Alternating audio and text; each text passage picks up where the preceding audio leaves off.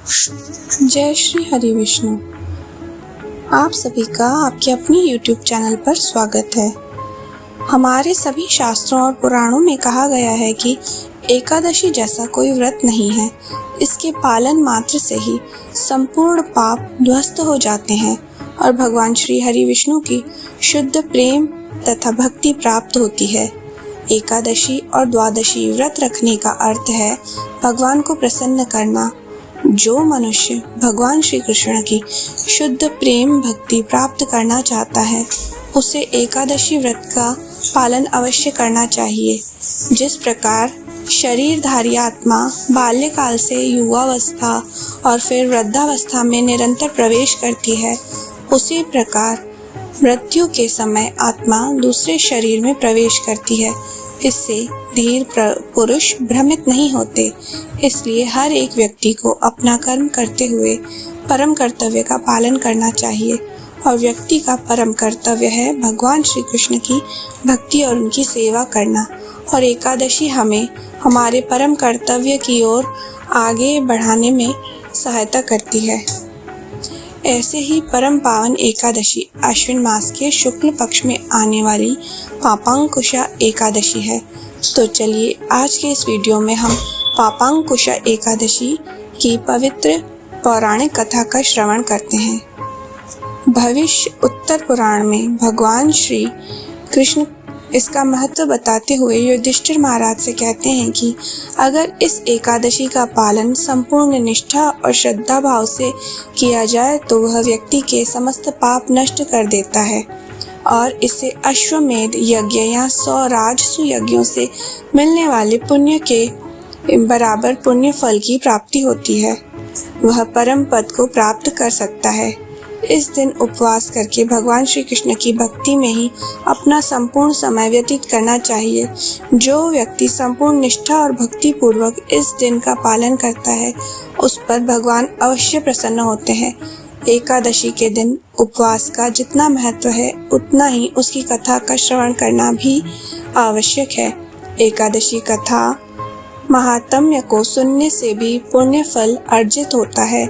इस कथा को सुनाते हुए भगवान श्री कृष्ण ने कहा, एक समय हजारों वर्ष पहले एक क्रूर शिकारी विंध्य पर्वत पर रहता था। यह शिकारी इतना क्रूर और घातक था कि वह पर्वत पर रहने वाले सभी प्राणियों का शिकार इस प्रकार करता था कि प्राणियों की स्थिति देखकर हृदय द्रवित हो जाए।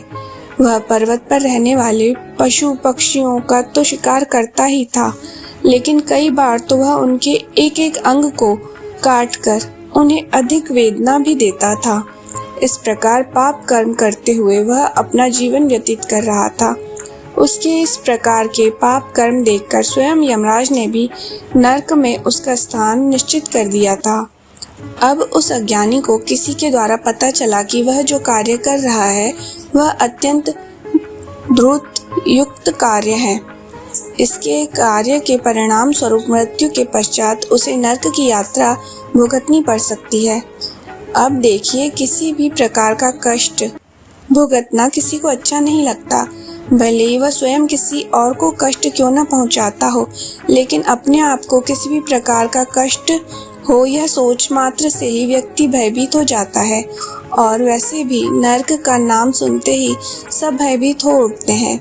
तो बस फिर शिकारी को भी यह भय सताने लगा। इसलिए दौड़ता हुआ वह अंगिरा ऋषि के आश्रम में जा पहुंचा। उनके चरणों में गिरकर हाथ जोड़कर उनसे प्रार्थना करने लगा। शिकारी ने महर्षि से कहा, हे महामुनि, मैंने आजीवन अत्यंत घोर पाप किए हैं। मैंने निर्मम प्राणियों की क्रूरता से हत्या कर अत्यंत पाप किए हैं। इस प्रकार सभी पशु पक्षियों की हत्या करके मैंने अपना जीवन व्यतीत किया है। हे ऋषिगण, अब इस पाप कर्म के कारण जो नरक की यातना भुगतनी पड़ेगी उसे सोचते से ही मैं भयभीत हो रहा हूँ। इसलिए हे महर्षि, मुझे इस पाप कर्म से मुक्त होने का कोई मार्ग बताइए। आप तो त्रिकाल ज्ञानी हैं, आप सब जानते हैं, कृपया मेरी सहायता करें। शिकारी की इस प्रकार प्रार्थना सुनकर ऋषि अंगिरा ने कहा, हे वत्स, तूने जो आजीवन पाप कर्म किए हैं उससे तुम्हें नरक की यातना भुगतनी ही पड़ेगी, उसमें कोई संदेह नहीं है। लेकिन फिर भी मैं तुम्हें शास्त्रोक्त एक मार्ग बताता हूँ जिससे तुमने जो पाप कर्म किए हैं वो नष्ट हो सकते हैं और नरक की यातना से तुम बच सकते हो। उसका उपाय है अश्विन मास में आने वाली पापांकुश एकादशी का पालन। इस एकादशी का संपूर्ण निष्ठा और भक्ति पूर्वक पालन करके तुम अवश्य ही अपने पापों से मुक्त हो जाओगे। इस दिन उपवास करके संपूर्ण शरणागति के साथ भगवान श्री कृष्ण के विग्रह की पूजा आराधना करो, जिससे तुमने जो भी पाप कर्म किए होंगे उनसे तुम्हें अवश्य ही मुक्ति मिल जाएगी। अंगीरा ऋषि की बात सुनकर शिकारी अत्यंत प्रसन्न हुआ और ऋषि की बात सुनकर उसने संपूर्ण श्रद्धा के तथा नियम पूर्वक इस एकादशी का पालन किया। इसके परिणाम स्वरूप उसके सभी पाप नष्ट हो गए और अंत में उसने अपनी परम गति को प्राप्त किया। इस प्रकार एकादशी का पालन करके अत्यंत पापी शिकारी भी अपने घृणित कार्य से मुक्त होकर परम गति को प्राप्त हुआ। इसलिए एकादशी का व्रत अत्यंत आवश्यक है। जो व्यक्ति अपने जीवन में आध्यात्मिक मार्ग पर अग्रसर होना चाहता है उसे अवश्य ही इस परम पावन एकादशी का पालन करना चाहिए। भगवान स्वयं कहते हैं, भक्त में साधु पुरुषों की परम प्रिय आत्मा में केवल श्रद्धा युक्त भक्ति के वशीभूत होता हूँ। मेरे प्रति निष्ठा पूर्वक की गई भक्ति से चांडाल का भी दोष दूर हो जाते हैं। अर्थात निष्ठा पूर्वक भक्ति करने वाला चांडाल फिर चांडाल नहीं रह जाता। तो इसलिए एकादशी के दिन संपूर्ण भक्तिभाव से श्री हरि की पूजा आराधना करके हम उनकी श्रद्धा प्रेम भक्ति को प्राप्त कर सकते हैं। इस दिन उपवास करके भगवान श्री हरि के पवित्र नामों का जप करके कथा सत्संग श्रवण और पूर्ण विधि विधान के साथ इस एकादशी का पालन किया जाए तो पूर्व जन्म के और इस जन्म के सभी पाप नष्ट हो जाते हैं। इतना ही नहीं, समस्त तीर्थों का फल भी प्राप्त होता है। इस एकादशी का पालन करने वाले व्यक्ति को कभी यमलोक का दर्शन नहीं होता। वास्तव में तीनों लोकों में भगवान को प्रिय एकादशी व्रत का पालन करने से आनंददायक और पापों से शुद्ध करने वाला कुछ भी नहीं है।